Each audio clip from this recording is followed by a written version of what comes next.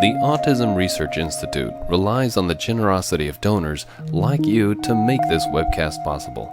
If you enjoy this presentation, please consider making a donation. Thank you.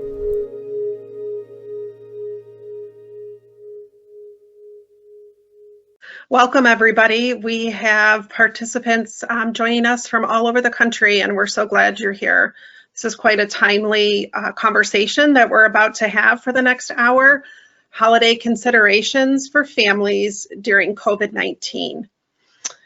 There are 5 of us that will be talking throughout our time together. Myself, I work in our clinic, Developmental and Behavior Pediatrics. I'm also a parent to a 16-year-old who is on the spectrum. And my fellow parent is Caitlin, who is also a parent of a child with autism and a neurotypical child. And professionally, Caitlin works in midwifery, so she's kind of a superstar all the way around. Next, Lisa Luxembourg and I work together collaboratively with Developmental and Behavior Pediatrics. Lisa is an amazing resource for our families. Wonderful colleague to join us. Along with Allie is joining us at Ph.D. Allie works in our diagnostic clinic and also a behavior interventionist with our families who are looking to improve their children's behavior. Christine joins us. She's a BCBA. And she also has extensive knowledge and training in behavior interventions for families with autism. We have no disclosures to report at this time. So, a little fun Zoom confession. All of you know since last March when we went into lockdown that we quickly had to learn how to have meetings and therapy sessions, you name it. Zoom became like second nature to us. And if you're anything like me, you get all dolled up on top. And let's face it, you're wearing your pajamas, your exercise clothes on the bottom, like I am here with my black socks. It's true. We take all the time up front and really not much on the bottom. I joke that I have a bowl of earrings and necklaces that I keep next to my laptop. So whenever I have to get online to have somebody see me, I just quickly put those on and a little lipstick. So that's the reality, trying to keep it real. So I think we need to start by acknowledging that holidays and our seasonal traditions are going to look and feel quite different this year. We're all getting used to masking and trying to teach our children about that and why masking is important with trying to mitigate COVID. Not being able to hug or shake hands, those are very much a part of our societal norms. And we're having to recognize and teach ourselves and our children how to interact with the world that looks very different. We shouldn't be hoarding toilet paper, but let's face it, if you've gone to the store, you're hoarding toilet paper. Everyone is very worried about that. In some parts of the country, you are on lockdown again. So, you know, everything is very uncertain right now. So this webinar is intended to give some suggestions and meaningful practices that you can use. We thought it important that we just acknowledge the acknowledgement of loved ones lost. COVID has been with us for 9 months, and some of us have been personally affected by this, losing family members and people we love, and also what that has done in terms of our daily life and how we interact and how we go to school and how we go to work. And just taking a moment to acknowledge that there's been a lot of loss, not just of life, but of how we go about our day-to-day happenings.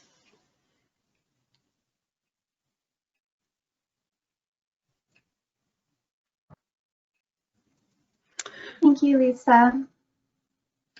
Okay, so with that in mind, we're going to start to talk about planning considerations for the holiday season and how they are specific to your household. So there's a few questions that you're going to want to ask yourself, and you may already have. So the first question being, what do you need? What do you personally need to feel your best during this holiday season? If you look at the image there of the bear, he has lots of needs that are written on him. So in thinking of needs, some things that may come to mind might be acceptance, appreciation, patience, protection, safety, nutrition, comfort. And those are just some of the things that you personally may need during this time. Another question you're going to want to ask yourself is, what is your comfort level? So are you comfortable having people in your home during the holidays? Are you comfortable going to other homes during the holidays? And that's something we'll talk a little bit more about as we go through the presentation. And then also, very importantly, what do others in your household need this year? So are there health or safety considerations that you have to be thinking of? Are there structures or routines that need to be kept in place? Does your immediate family just need to have a positive day together? Or does your immediate family need to see others and be in the company of others? These are all the things that we can think about and plan about, and it does feel like it is a lot.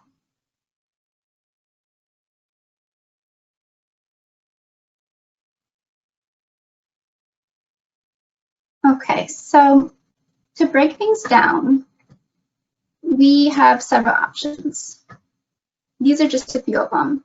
So when something seems big, we can break it down. So that might include making a checklist, identifying pros and cons, separating our task out with goals for different time points of reaching those goals so it doesn't feel so big all at once, and delegating, so giving some of the tasks to other people to help you. Another good way to help yourself when something seems really big is to just talk it out. So use self-talk. I put the picture of the lady with the map there because for me, I am very easily lost. And so if I were in the woods looking at a map, it's more than likely that I'd be talking out loud, trying to figure out what way to go, what I need to do, and that's okay. And it's also okay to show that skill in front of your own children and your family. It shows how you can cope with challenges and work through it. And another thought is to talk with somebody you trust. So sometimes we do need to just let this out to get some information. They may help you to break it down. They may help you to make rational choices. And you shouldn't feel judged in the process because these are people that you do trust.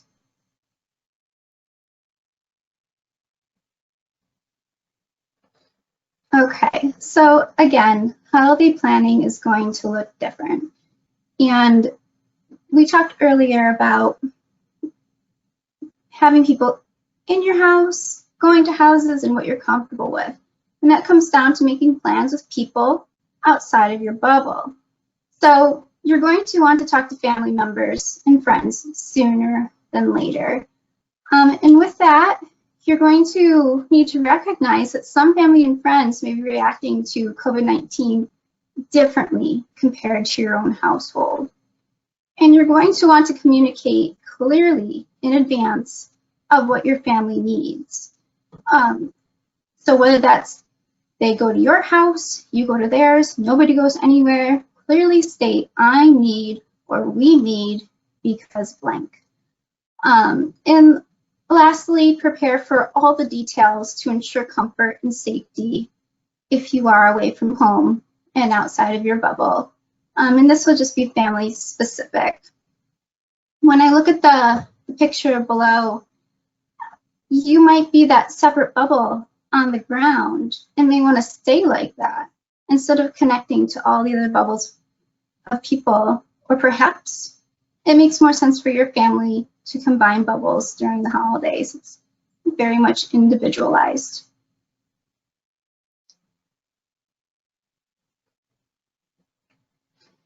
So if there will be visitors in your home, that means you are hosting, which automatically will add some additional stress. So some things to think about are to clearly communicate the expectations that you have for your guests. That might be expectations around masks or washing or where in the house people can go and in what ways you may need help. Also, you should prepare your child or children for the additional people. Letting them know it might get noisy, loud. People might not be as familiar to them if they haven't seen them for a long time. So preparing them in advance for this would be a good thing. Similarly, helping your child to identify a way to cope with the extra stimuli in advance is a great idea. So that might be very specific to them for sure. So it might be a hanging pod, a weighted blanket, quiet books or music in their room, whatever it is to help regulate your child. You can practice this in advance so that they have a plan of what to do if they just need a little time and space.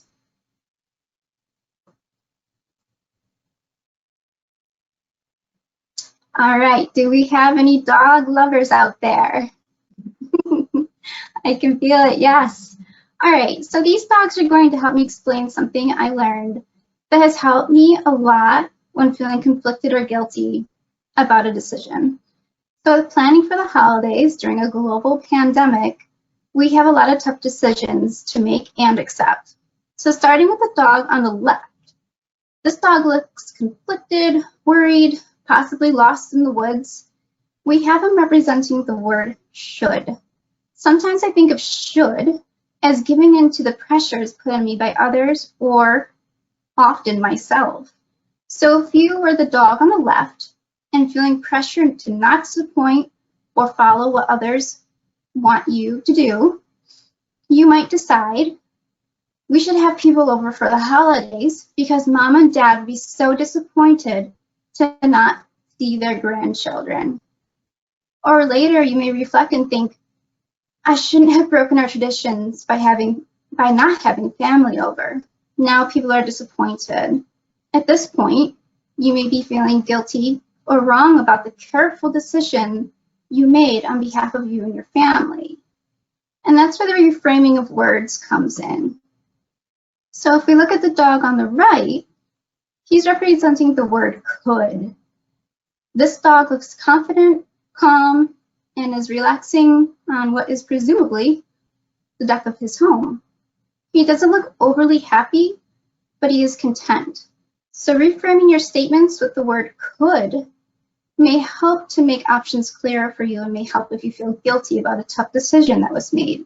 So similar to the earlier scenario, you could have had people over, but you decided it was not the best interest of the people in your own household as well as your guests. Or when reflecting, I could have kept the tradition going, but I needed to ensure my daughter would have the best chance of staying healthy.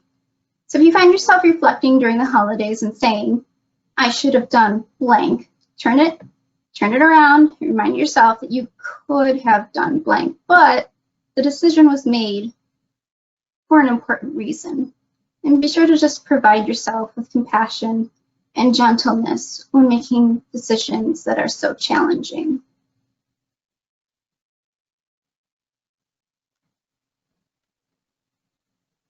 And then in keeping with the dog theme, not everybody will be happy with the decisions made during the holiday season. And this is not just during a pandemic. This is really every season, every holiday, but it may be exacerbated now at this time. So not everybody will be happy.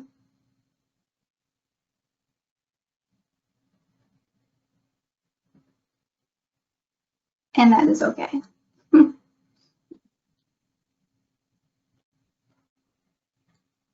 Thanks, Christine. I liked all the dog examples. So I'm going to talk a little bit more about some of the planning for holidays that Christine was just talking about. And I think one thing that she brought up is this idea that really holiday traditions may be different this year. So we may be trying to stick with some of the traditions that we've always had, or maybe dealing with facing the facts of needing to maybe switch up some of our traditions this year in light of the COVID-19 pandemic. And so I think it's always important to remind ourselves that, while we talk a lot about change being really difficult for kids or younger members of our family, I think it's also important to acknowledge that really change is tough for all of us, for all people, and change is something that we're really all dealing with at this time. So thinking about, as it says here, kind of providing those facts to both our child or children, but also our family as a whole. What are the facts of the situation in terms of what's going to look different this year? And it may be providing, in light of those facts, providing choices for making events special, but maybe in a different way this year. So it may be helpful to consider those ways that we can either create new traditions or keep traditions going, whether it's, having family members still present around the house in pictures, or sending photo albums or pictures electronically to grandparents or other family members who can't be with us in person.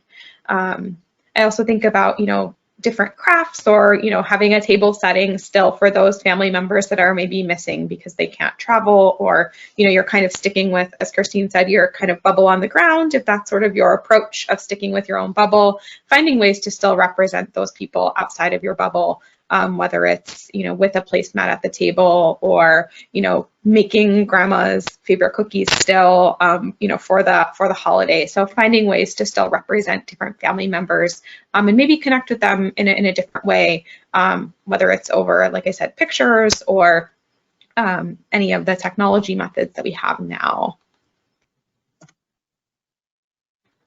I think also when we think about holiday traditions and how they might be different, we also may think about those places or spaces that we often end up going to for holiday traditions. So maybe public places that we often go to, whether it's places of worship or places of, shopping or preparing for the holidays.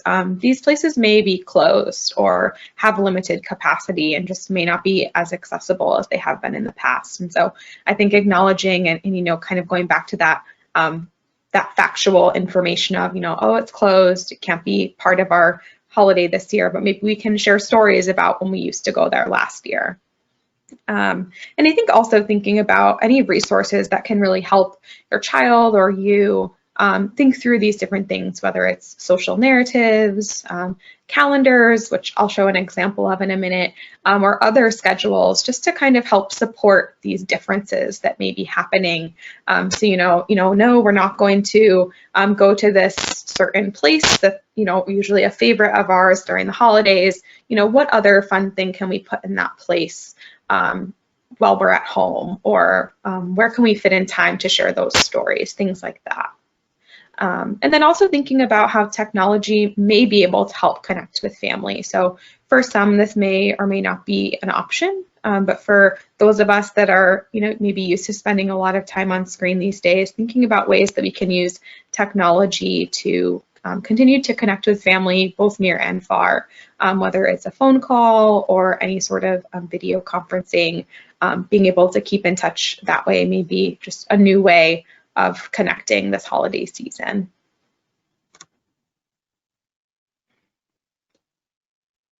I think similarly also to what Christine had mentioned is, thinking about how these holiday traditions may be different. It may just look different in how we do them. So we see the photo on the left of, having outdoor gatherings in some places across the country. It may be possible to have outdoor celebrations, or find ways to be able to physically distance outside while still keeping some of those traditions. But some family members may need to stay home. So that's sort of represented in the middle picture here, where we see the place settings, and we have the tablet there to kind of connect with family electronically, while still all sort of sitting around the table together. And then on the right, we can, see some folks out, in a distanced way with their masks on, shopping or doing some things. And so, depending on where we are in the country, these things may look a lot different in terms of what's open and available. But we may, choose to do things a different way, like shopping on the internet or, getting groceries via pickup instead of going into the store if possible. So thinking about even those ways of preparing for the holidays that may be a tradition, they may look a little bit different this year.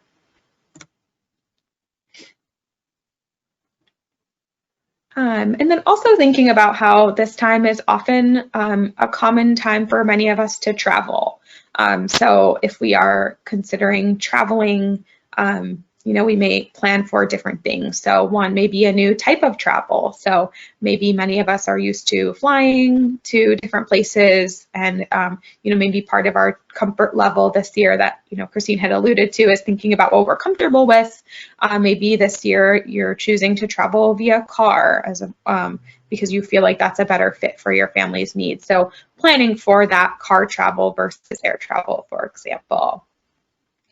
We may also consider planning for things like crowds, mask requirements. So thinking about how your family does with wearing masks, and we'll actually share a resource at the end if that's something that you're looking for some support around, is supporting family members or young children wearing masks. We also want to think about how we can, piggybacking on that communication piece, how can we educate or communicate with friends and family around maybe things that are different strengths or challenges for your child. And these things may look like some of those things that you see right under there, which is things like picky eating. So how can we communicate with, if we're planning to travel, with those people that are planning our holiday traditions around, having foods that our child will eat, or supporting the bedtime routine, for example. What does that look like? Are there certain comfort items? Are there certain medications that you'll need to support these different daily living skills? And then also accounting for things like those travel advisories, whether it's for weather, for health. This is a time of year that, depending on where you are in the country, the weather can change pretty quickly.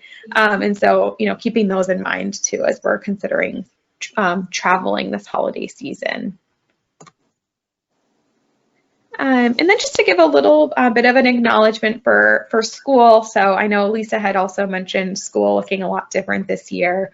And I think that, one thing that can be really important for kids is, this nice example we have here, which is still being able to communicate when there's a break from school, even if school looks different. So, a lot of kids now may be doing a hybrid model, maybe doing full in school, full home.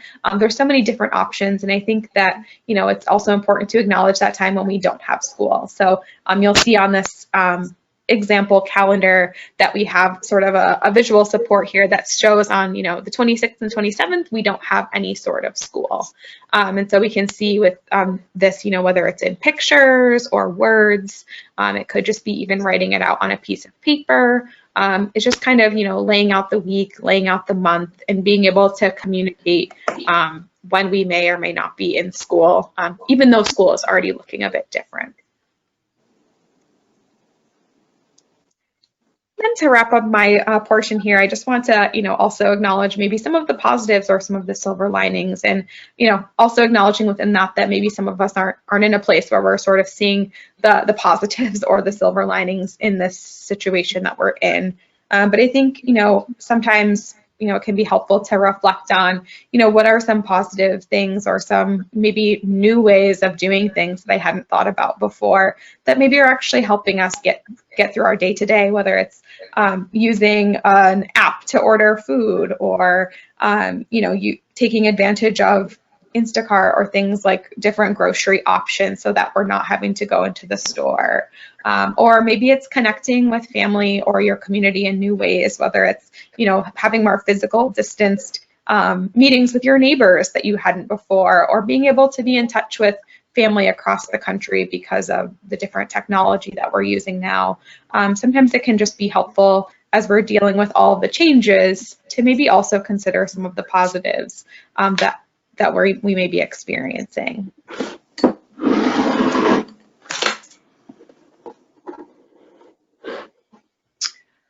All right, now the portion that you've heard about before but probably have never done because it's very hard to do. I'm Caitlin. This is our little portion on self-care. I have a 5-year-old girl who's bossy and neurotypical, and I have an 8-year-old who has autism and ADHD, so very active family here. So I wanted to chat a little bit about self-care because it sounds very simple and kind of easy to do and yet is very hard. And I like to tell stories, so forgive me, I'm going to add a couple. For example, this morning at 5:50, there was blood-curdling screaming in our house because the iPad was missing. So it's hard to remain calm when you are asleep and then wake up to a crisis. And that's just like one example I'm sure that you all know of the type of advanced ninja parenting that we do on a daily basis, plus adding in special needs. It's very hard to explain that it's not a crisis at 5:50 in the morning that you cannot find an iPad. Everyone woke up, it was bananas. And that's just, it's hard to remember to take care of yourself when you are constantly putting out fires right and left and you're really tired. So forgive me, that's my my first story today. Okay, we'll do the next slide. Great, here's another question you probably haven't asked yourself. How are you doing? I like this because it has a lot of different options here, but I find that in a crisis, you really just are a thumbs up or a thumbs down, right? Are you even thinking about this? How have things changed? We're in a crisis, so one of the things that helped, back in March was kind of redefining this as crisis parenting or crisis schooling. Because then you can remember, oh yes, this is really hard. I've never done this before. The teachers haven't done this. My kid does not know what day it is. And we're learning how to use the iPad 8 hours a day. So that's very different. So I just kind of wanted to frame that. And looking ahead towards the holidays, I'd love for you all to remember that the holidays are always stressful. They're really stressful if you have a special needs kid anyway. And now we're in crisis, special needs parenting, holiday stress. So just remember that on top of things, because sometimes we're in the moment a little bit too. I just wanted to say some things to remember too is that we can change things a little bit. Some silver linings that I found is, go back for a sec. Some silver linings I found is that we are being more flexible, which is a very hard skill to learn when you're a rock brain and you're trying to be super flex, right? So now you have to learn how to talk to your grandparents on the Zoom every week, how you don't know what day it is, or you have to be a little bit more flexible. So this was good for our family in the long term, I think. All right, next slide. It's okay to be any of these things too. It's okay to lower your expectations while we're going through this. And in fact, I think that's the way you have to do it if you're going to survive, because we all need to be there. And you're not the only one doing this too. We're all kind of adjusting, even kids, parents with special needs or just neurotypical kids, we're all kind of in this together and it's brand new. So just some reassurance there too. All right, next slide.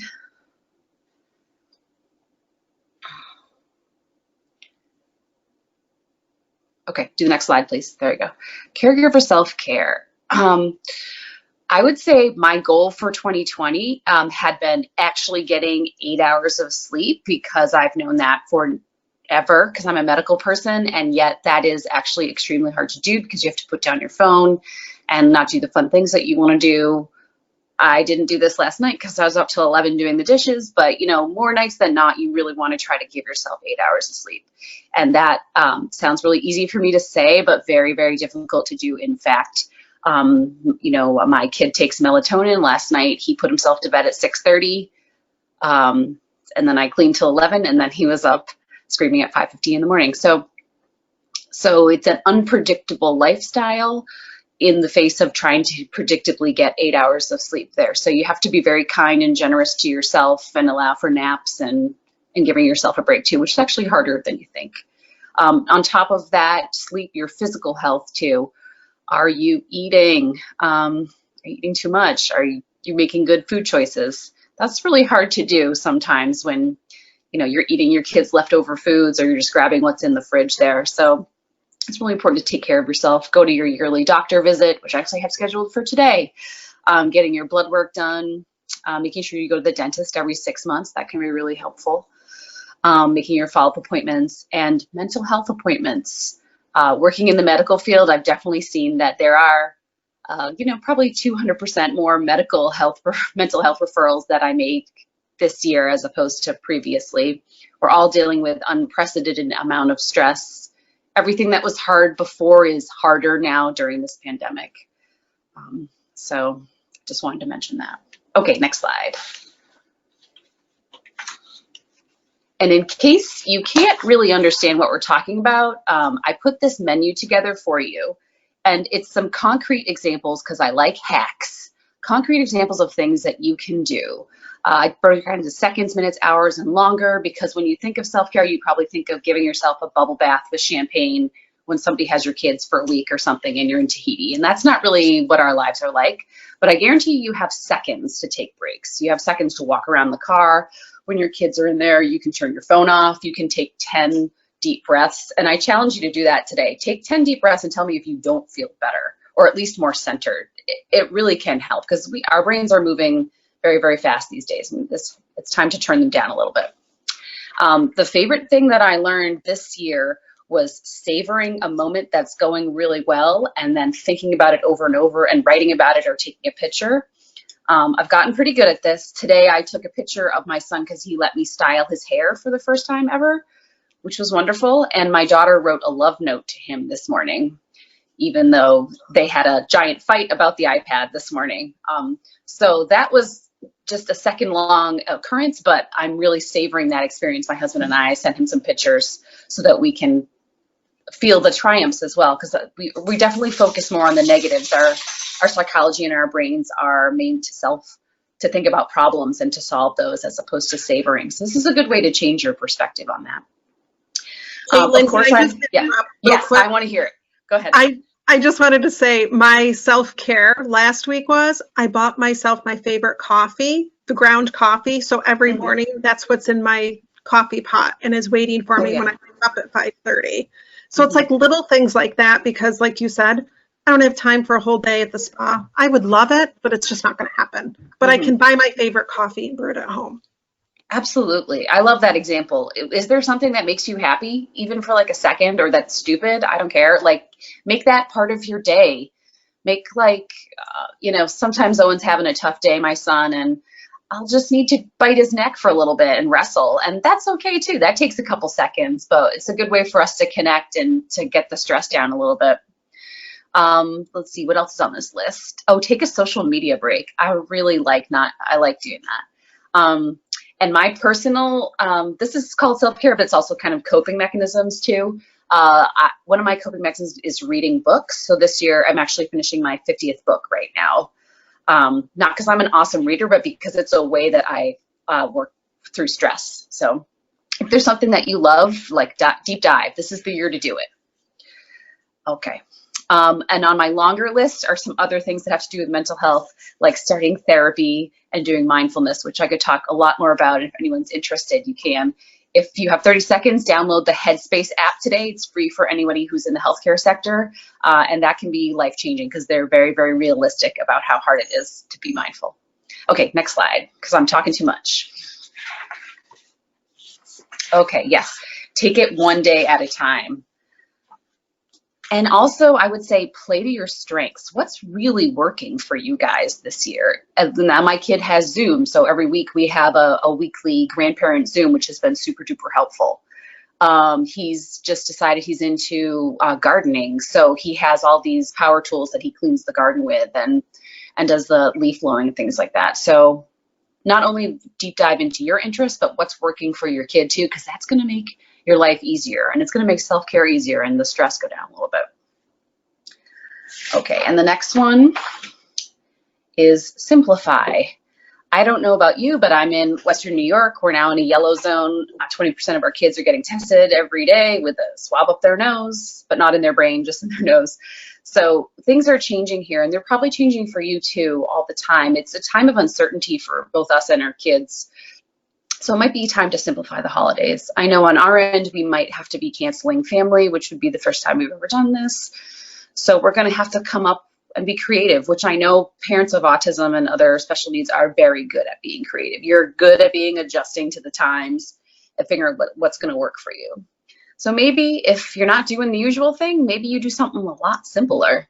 I'm not sure we're going to do a turkey this year. We might just decide we want something different. I'm not really sure. But it's a good opportunity to change things up and definitely make them simpler. Maybe you find a new tradition that you do during Thanksgiving. And I would definitely talk about it ahead of time because you know that works really well for autism. All right, next one. Yes. You can't be everything to everyone all the time. You can only just do one thing at a time. And that's tough to understand as a parent who usually multi or triple tasks things all the time. So this is a good year to just kind of simplify. And with that, I mean, it's crisis parenting, play to your strengths, be creative, think about your coping mechanisms and what's actually going to work for you guys. And the next one, probably the most important, is supporting your mental health. Okay. And this is Lisa, right? Yeah, I'm up. Okay. Okay, so I'm going to talk more about mental health, and you know, self-care is so important, and you got to remember to do that too. But we're all really struggling. Nobody planned on a pandemic, and so you have to acknowledge that, you know, you're trying to be a lot of things that you never thought you'd be: the OT, the speech, the PT, the special ed teacher, the regular teacher, mom, and cook full-time, and probably working from home as well, or trying to work at your office. Next slide. So really want to, you know, give yourself permission that you might need some extra help right now. Also remember what good things that you're doing. So give yourself credit for those small accomplishments. If your kid said, "Thanks for the peanut butter and jelly, Mom, that was a great sandwich," take it.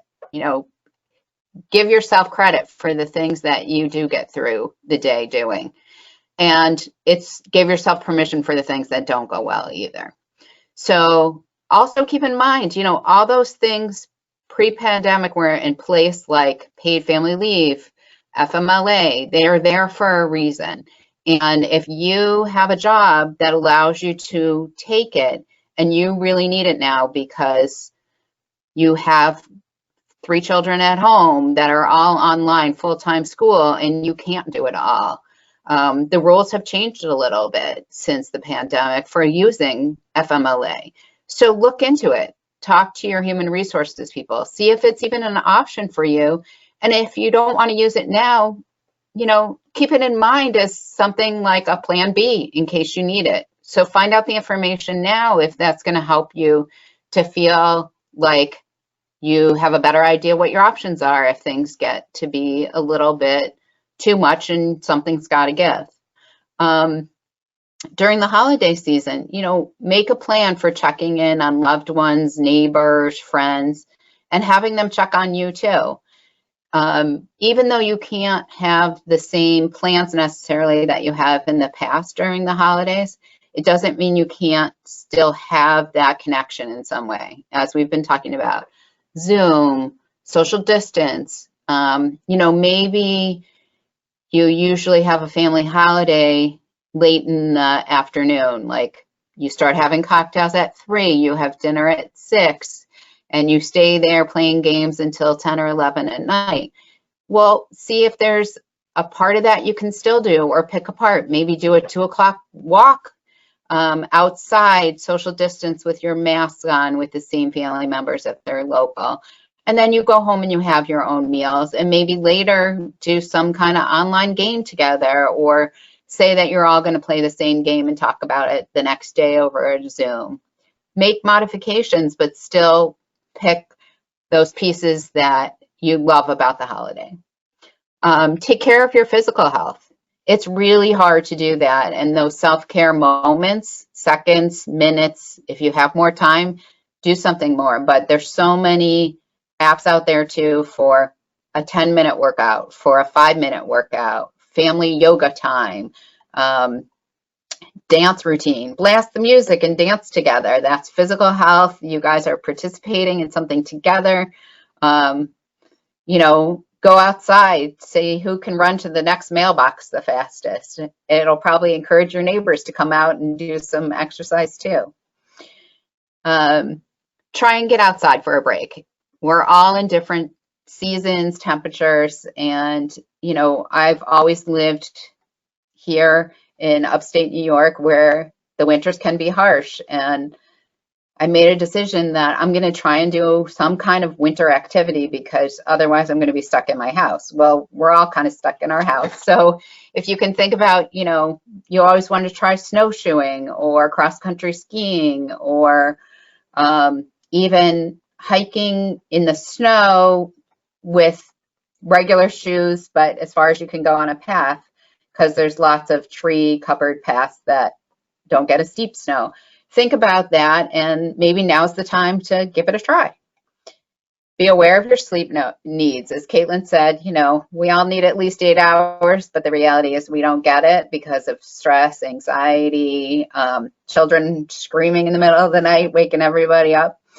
So do your best to do that, because if you get sleep, it helps with other health issues and you sometimes can handle things a little bit better.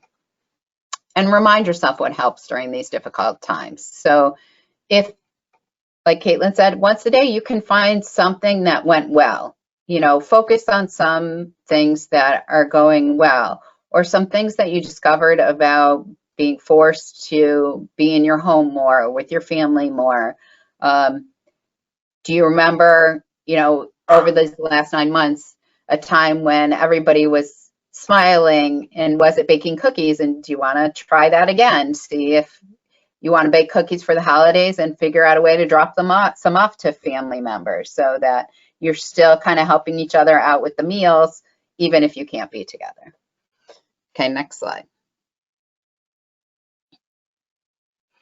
So the reality is that, you know, you're going to have good days and bad days, and this might be a time when many people need to reach out to mental health services. And the thing to keep in mind with mental health services is it's just because you start it doesn't mean you're committing to a lifetime of mental health services. Life has its ups and downs, and sometimes you need extra support than other times. And sometimes it's just, you know, 1 or 2 days where you're like, this is a lot. It's overwhelming for me. I'm using all my coping skills. I'm using my self-care, and I still just don't feel myself. I don't feel right. I'm having a hard time. And that's okay. It's really good to give yourself permission to have a hard time and get that extra professional help if you need it.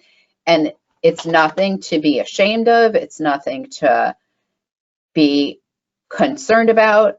There are professionals that are here to help, and we're all realizing we're in the middle of a pandemic that nobody could have predicted or known was coming or planned for. So that's why the mental health professionals are there.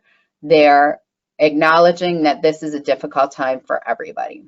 So we wanted to make sure you have numbers in case you need them for yourselves or family members. And you know, it's okay to talk with family members too. If you're worried about them, have a honest conversation. I'm really worried about you. This is what I'm seeing is going on. It's not like you. I have some phone numbers. Would you like the phone numbers? You know, there's an easy way to have a conversation with family that shows it's caring and supportive, and it's not judgmental. So 211 is available everywhere, phone number and website. Crisis text line. If you're more of a text person, you don't want to pick up the phone and call, but you really feel you need to reach out to somebody and you'd rather do it over text. There's a lot of people that feel that way. That's why they set up the text line. There's CDC Emergency Prepared and Response, and you can text or call for that one.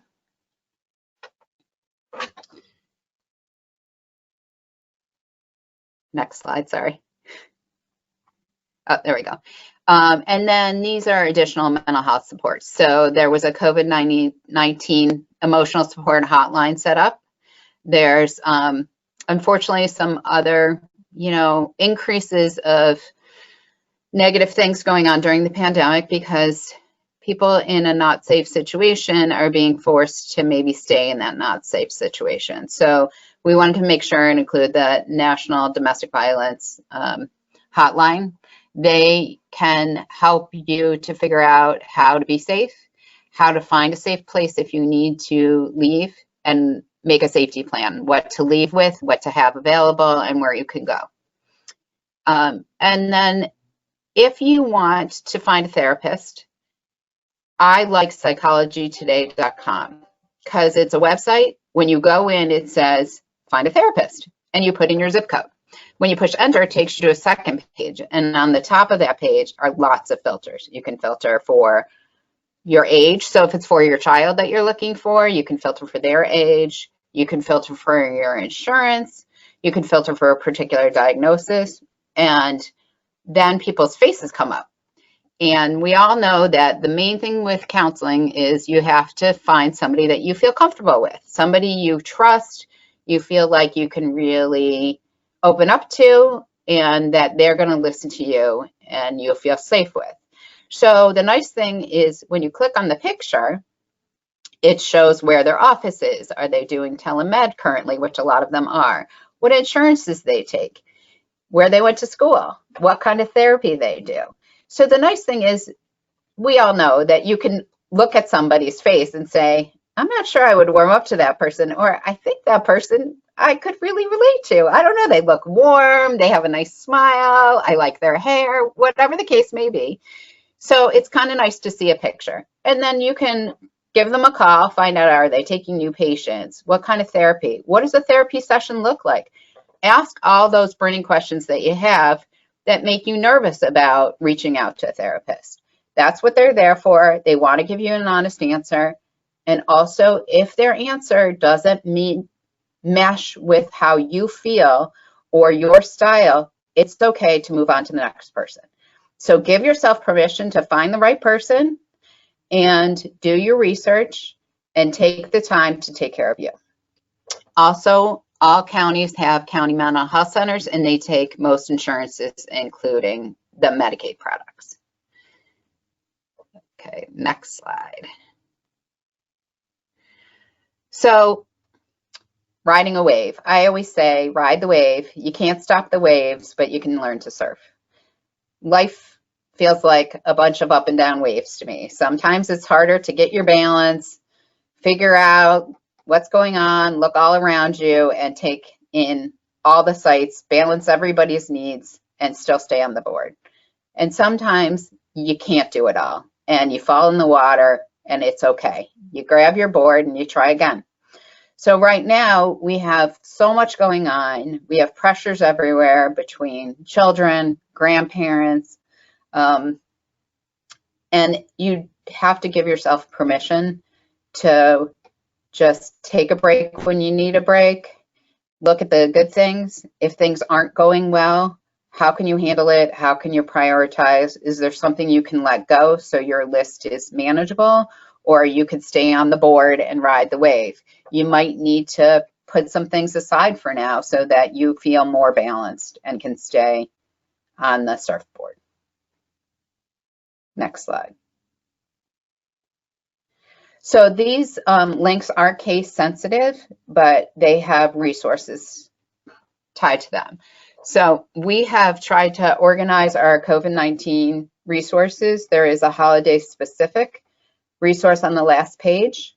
Our department also has done a bunch of toolkits, and we did do a mask wearing toolkit, which if you're not familiar with toolkits, they generally have some kind of visual supports to help explain things to your child. Sometimes they include social stories. A lot of it is just helpful ideas, and not all ideas are going to work for your family, but there's enough there that you should be able to find one or two that work for you. One of the examples that I like the best is, have your kid wear their mask while they're doing their favorite activity, because usually, let's admit it, a lot of times it's a video game or an iPad video. And so if they're sitting there really enthralled in their favorite activity, they're going to forget, hopefully, that the mask is on their face. And it kind of has the benefit of helping them practice and at the same time giving them positive reinforcement, because they're practicing while doing a good activity that they really like. So feel free and check out the websites. Again, they are sensitive, case sensitive, so you can copy and paste them the same way that they are right there on the slide.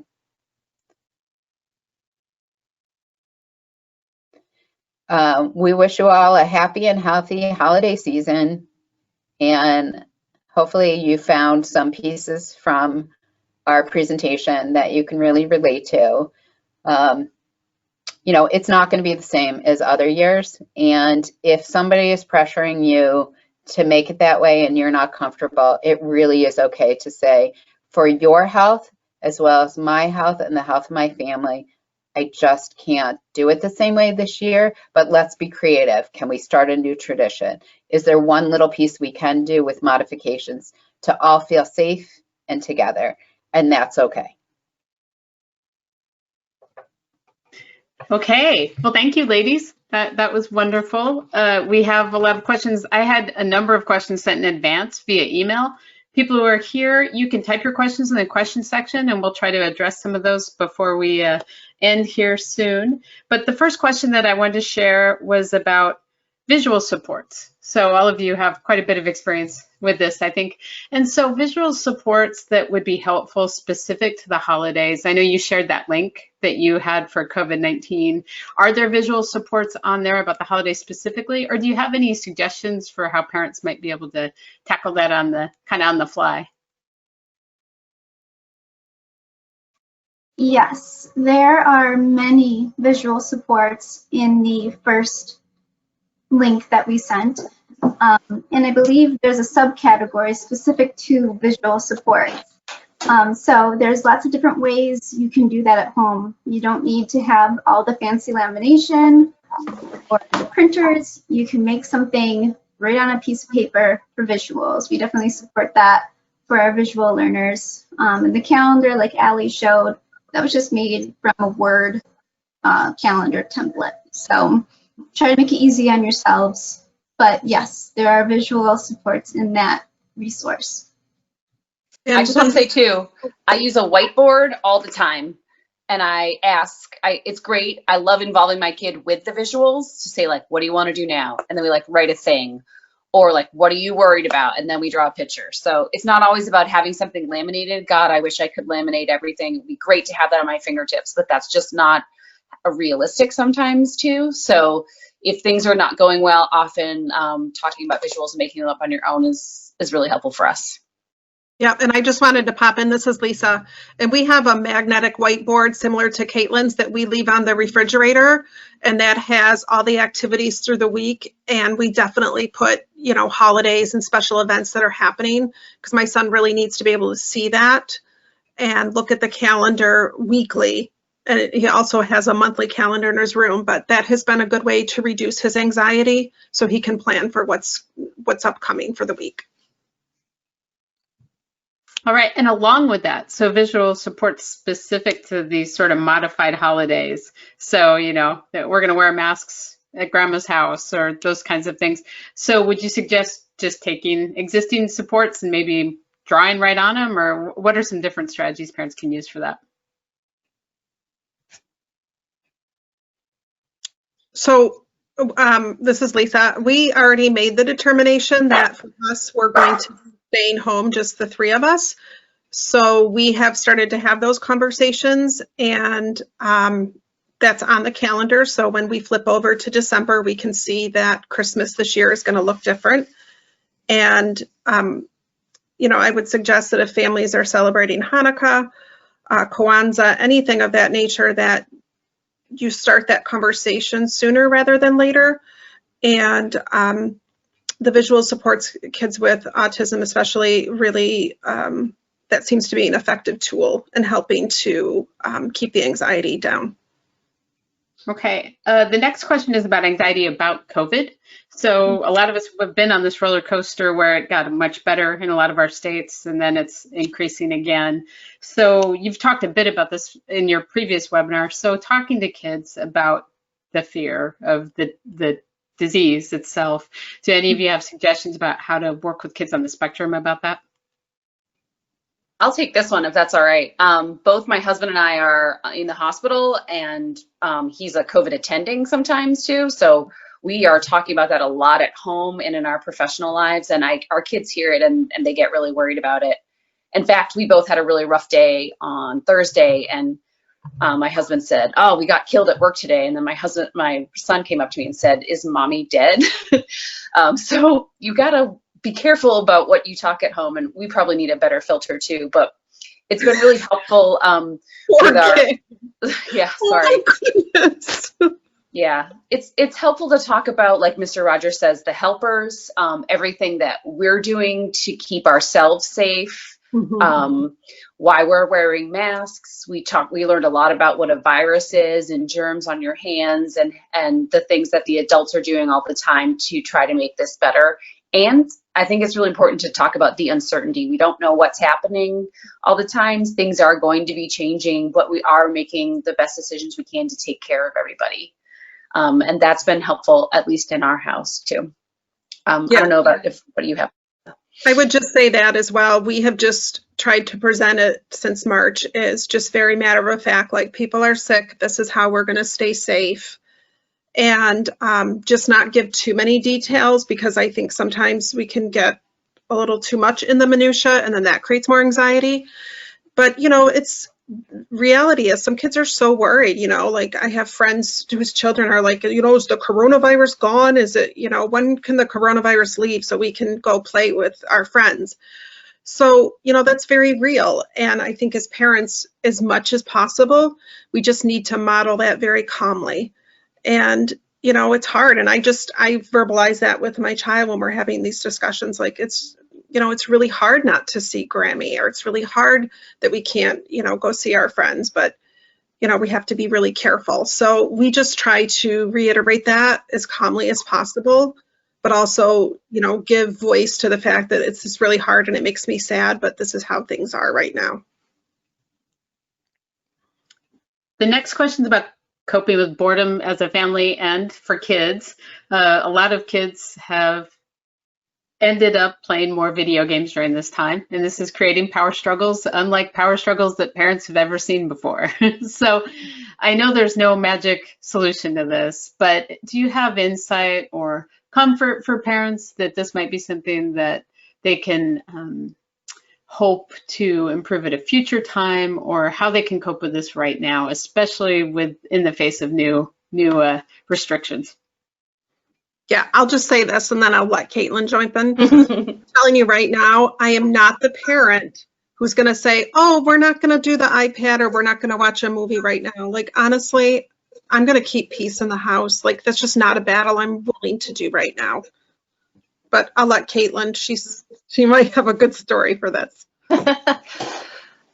I just want to say you're not alone in that. We are all dealing with times where we need more breaks. And you know what? Our kids need more breaks too. I'm lucky we don't have a video game addiction in our house yet, but I think we will. We certainly have an iPad problem. But I think that's a really good question to ask yourself. When are you okay with the iPad? When are you not okay with the iPad or the screen technology, whatever? Maybe making some rules about that with your child so that you can come up with something that's predictable, because it is very tough to have an unpredictable stop to a screen time that you're enjoying as maybe a way of coping or a stress mechanism, and to disrupt that would not be helpful, which is obviously what we're all hoping. We can use the screens to be helpful for us and our kids during this time.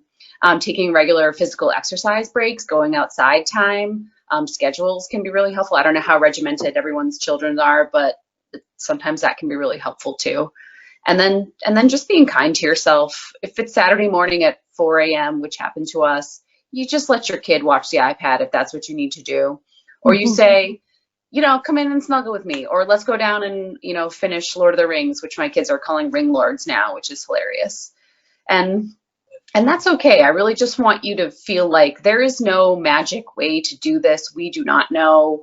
Also, we spend way more time parenting than our parents' generation, and definitely more than the generation before that. My 94-year-old grandmother had 4 children, and she sent them outside for the entire day. They were not allowed home except for meals. So she parented for 40 minutes a day. And I parent for 24 hours a day, and that's okay. It's just, it's different. These expectations are different throughout the generations and the months and the holidays too. I don't know about you, but I'm worried about the holidays are coming up and I'm going to be the one caring for them the whole time. And that's going to be extra stressful too without family. So that's just what it is. And knowing that ahead of time actually makes me feel a little bit better. So, because I'm going to make it simpler and easier. And we're going to watch more movies, and that's okay. Right. All right. I can just interject on that too and say, follow up to Caitlin's, is we have tried to keep wake up, meals, and bedtime roughly the same time, because I can't have it be a free for all. Like, we need the structure of some kind of a schedule, and that's really helpful in our house. All right, great. Well, thank you so much. One last question, and I know we need to wrap it up because we're at the end of the hour, but somebody's asking about traveling right now. So getting on an airplane with someone on the spectrum with masks and all of the other restrictions. And I know we've talked about, if you don't need to travel, maybe it's not the easiest time, but if a family does need to travel, do you have any suggestions about how to really prepare ahead of time for that?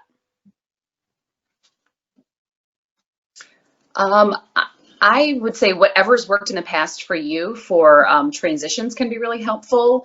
Doing a lot of pretend can be really helpful too. My kids love playing pretend. You can make a fake airplane at home. You can practice sitting. Like, do you sit at the window? Do you sit in the aisle? What snacks are you bringing? Let's pack your bag ahead of time. This is what it's going to look like. Watching some videos, like whatever level of preparation that you need to do with that, and then talking about it ahead of time. It used to be in our area, they would have a day where you could practice getting on an airplane that wouldn't take off, and that was lovely too. So maybe watching some videos on that and social stories. Lisa? This is Lisa Luxembourg. I would also say, if you're at all concerned about the response of staff in the airport, if you have a developmental pediatrician or a regular pediatrician, maybe just have them write up a letter saying what your child's diagnosis is, some things that they respond well to, or, there's one-pagers also. So maybe doing a one-page list for yourself of the things that are coming to him, so you remember him or her, so you remember in those times when it's happening. And make sure that you have those things available, but also just a letter simply stating that, this is their diagnosis and here's some of the things that they struggle with, so that if you have to present it to an airport personnel, you have it available for you. That's all. I just want to jump on that real quick. You can see a picture of Owen down there with his earmuffs on. Sometimes I make it really obvious that he has autism when we're traveling. I'll give him his Chewy, which looks sticking out of his mouth, and he has his big earmuffs on. He looks like a different looking kid. And that way I feel like people are more accommodating of him. Whereas if he didn't have that stuff on, they would look at him and say, why is he doing those behaviors? Why is he trying to go up in the cockpit again? Why is he running up and down the aisles? So sometimes you can use your resources to let people know ahead of time.